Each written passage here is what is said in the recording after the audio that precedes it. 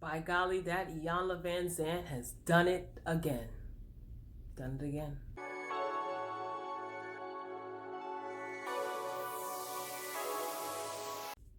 Greetings, royal family. All right, so let's talk about Iyanla, Demetrius, and RaAnne. Am I saying her name right? RaAnne. So this was a good episode. Yeah, it was a pretty good episode. There were some takeaways for me, and it helped me understand how to communicate differently. And that's what I try to do when I watch Iyanla. I don't only watch to see how she is going to give these people on her show the tools to do things differently, but I also try to take away something that I can use in my everyday life. And I was able to take away,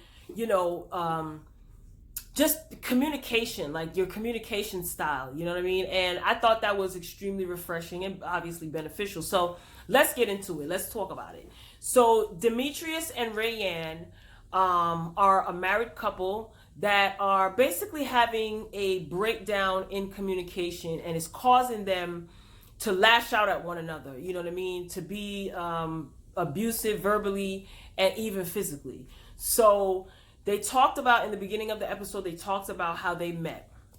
So Demetrius stated that one of his friends brought RaAnne to his house. I guess one of Demetrius's friends was dating RaAnne at the time, and Demetrius said, wow, he's so lucky to have somebody like her. They didn't really get into detail as to how they ended up together, but whatever, you know what I mean? I guess that's not relevant, but I thought that was interesting. So they became friends, and I guess they were a shoulder for each other to lean on, and they built like a friendship. And then eventually they got together, they got married. And a year into their marriage, Demetrius went away to jail for selling drugs. So he was away for, I think, a year and a half or something like that. And obviously that had to have a huge impact on not only them together, like as husband and wife, as their family dynamic. That definitely had to have a huge impact on Demetrius having to be, incarcerated away from his family and endure whatever it is that he endured while he was in jail. And RaAnne, they had a family. I think RaAnne had a child prior to Demetrius and her they both brought children into the union, and then they had a child together as well. So yeah, so she had to basically hold down the fort, you know what I mean? Her husband is gone, only a year into their marriage. And it's like, you probably have to explain to the children where daddy is. As far as financially, you have to hold it down financially, all while trying to keep everything together emotionally and keep your sanity. You know what I mean? Same thing for Demetrius. God knows what he endured in prison. He had to be away from his family. So the two of them had to endure a lot together and apart, and then together again. So yeah, that's a little bit rough, and everybody processes things differently. You know what I mean? One couple may be able to deal with that differently from another couple. So, they go into talking more about RaAnne and her drinking. And, when Demetrius came home, they had a party, he was excited, he missed his wife and all this good stuff. She drank and drank and drank to the point where she pretty much passed out, fell asleep.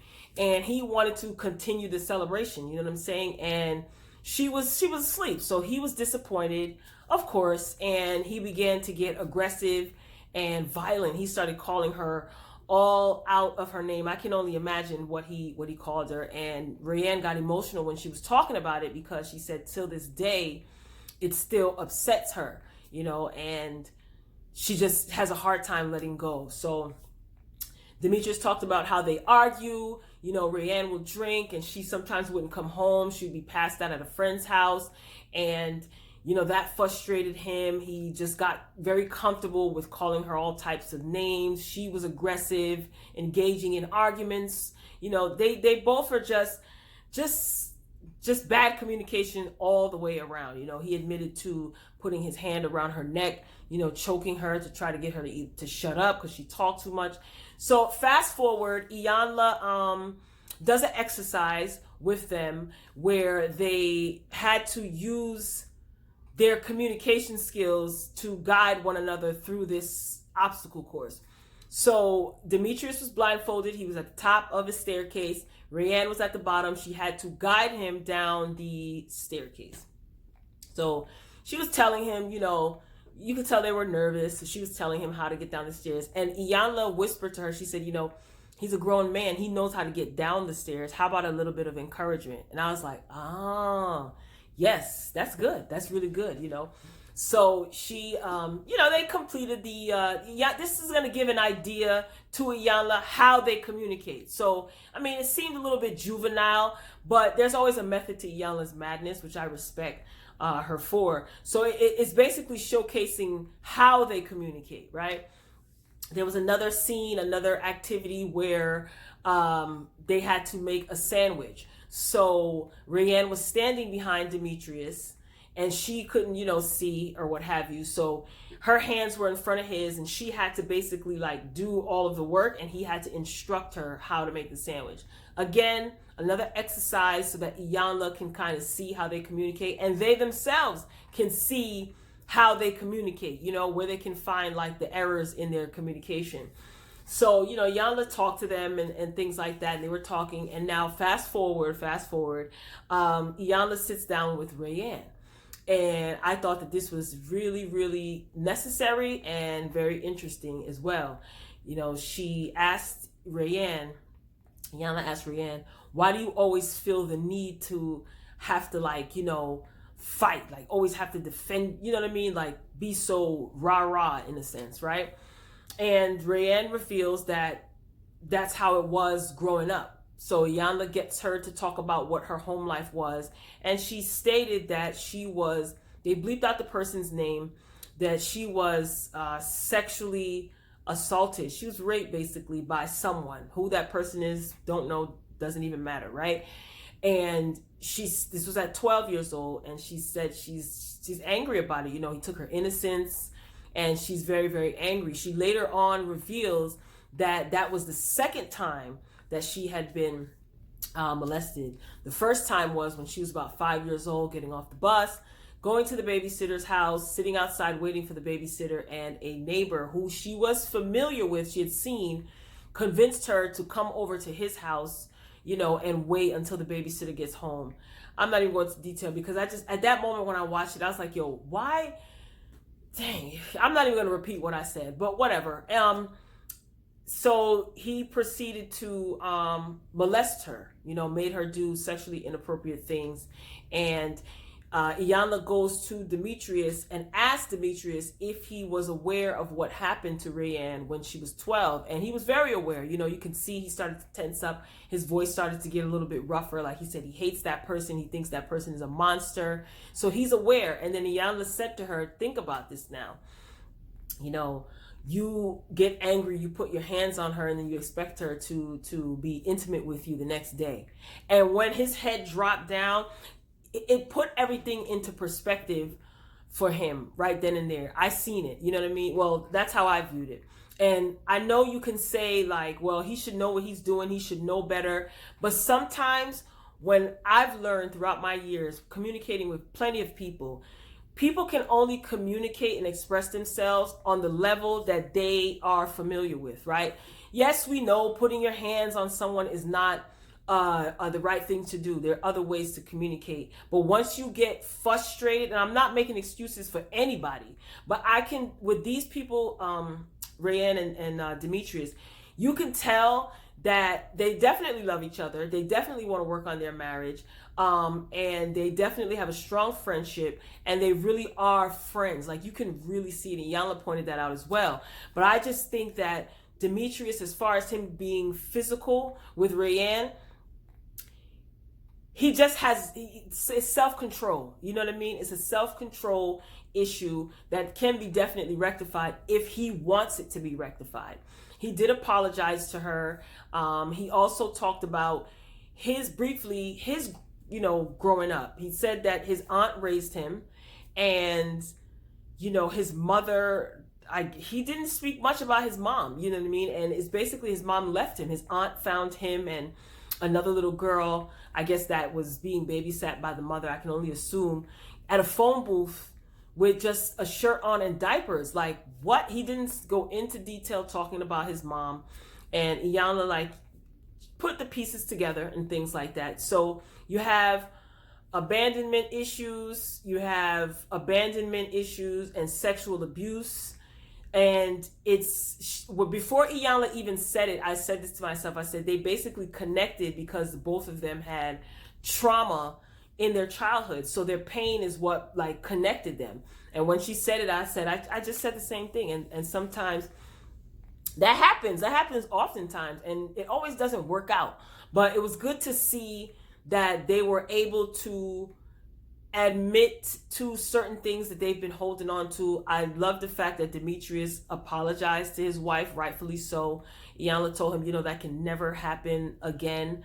She said that they're acting like teenagers because they are raising children, and oftentimes RaAnne will interfere when Demetrius is scolding their son, especially, which I learned from the old school. Like, if dad is gonna scold, then mom, you don't say anything, especially not in front of the children.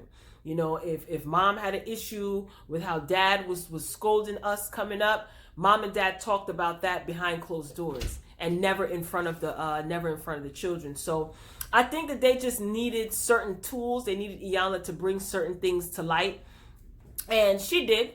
And I think that they get it. I really think they get it. She also advised that, they get a handle on especially the rearing of the children. Yoke up little man if he needs to be yoked up, because if he thinks that he can disrespect mom and dad in his home, he's not going to have any respect for anyone out on the street, and that can be extremely, extremely dangerous for him. You know what I mean? So yeah, I think this was an overall good episode. I mean, most of her episodes are, but I really liked the approach that Iyanla took. I like the fact that the couple was so willing to do the work. It seems like they received what Iyanla was saying to them, and they just needed help. Like, they just wanted some help. They really, Demetrius said divorce is not an option, but he does throw the divorce word around to get her to like leave him alone. So, that's a juvenile way of dealing with things. And I just feel like if they learn how to do things differently, and they learn the errors of their ways and learn where to make changes, then I think that they'll be fine. But I did see that they definitely are friends, which is great. You know what I mean? They have a strong friendship. Iyanla suggested that maybe they take a step back from the marriage and continue to work on their friendship. And I think that I have a positive feeling that they're going to do the work. At the end of the episode, they give like a little bit of an update. And they said that they haven't argued. The couple said that they haven't argued since they left Iyanla. And they're basically like just still working, you know what I mean? Like working towards the betterment of their relationship, their friendship, and their family life. And like I said, the communication part that Iyanla talked about, just because I liked it, because just because I choose to communicate one way, you know what I mean, doesn't mean that everyone is going to like, if I choose to communicate in one fashion, right, that doesn't mean that the person who I'm communicating with can receive that information the way I put it out, and then I get frustrated when they don't. We all need to learn to communicate many different ways, and communication, I feel, and comprehension are the recipes to a successful relationship, romantic, platonic, business, whatever. You know what I mean? Oftentimes people say communication is key. That's true, but comprehension is key as well, because I can have great communication skills to person A, but what if person B is like, I don't understand what you're saying, and then I get frustrated because person B doesn't understand, but person A understands. So you have to have many different levels and ways to communicate. You know what I mean? Not everybody is blunt, straightforward. And even if you are blunt and straight up and straightforward, it doesn't mean that the person receiving the information is going to comprehend it. So if you're going to communicate with people, it's best to make sure that they comprehend your style of communication. If not, I know it can be tedious. You may have to tweak a little things, and you may have to alter your communication skills so that the person who you're communicating with can comprehend, and then hopefully it'll work out. So yeah, I just think yeah, this was a good episode. Definitely wish RaAnne and Demetrius all the best, and I think they're gonna be okay. Now, I definitely feel like RaAnne has to work on maybe her drinking. They didn't really touch on that too much. Maybe she has to enter into some sort of program or get a hold of that. But being that a lot of this stuff came to the surface, maybe she won't feel the need to drink as much. And drink to the point that you pass out and you can't even make it home to your husband and your family, or you just pass out in front of your husband and your family. So maybe she won't need to drink to that point, because a lot of these things came to the surface and it's going to take time for it to heal. But I thought overall this was a great episode as usual. Now, the episode coming up next week, I just got hot off of the previews, okay? And I'm looking forward to that one because I already have a lot to say. And I just saw like a few 30 seconds of a preview. I don't even think it was 30 seconds. But tell me what you think about RaAnne and Demetrius and how Iyanla handled this episode of Fix My Life. What are some of your takeaways if you saw the episode? If not, and you like Iyanla and you didn't get a chance to watch it, I suggest you take a look at it. I think it was very informative, and it definitely gave me something to work on in my personal everyday life as well, as far as communication is concerned. So be sure to like this video, Royal Family. Comment below. I love engaging with you guys. I love reading comments and seeing different perspectives. Let me know what you think of the episode. Let me know what you think of some of the thoughts that I shared, and share your input. Royal Family, I definitely love you for watching. And until next time, peace.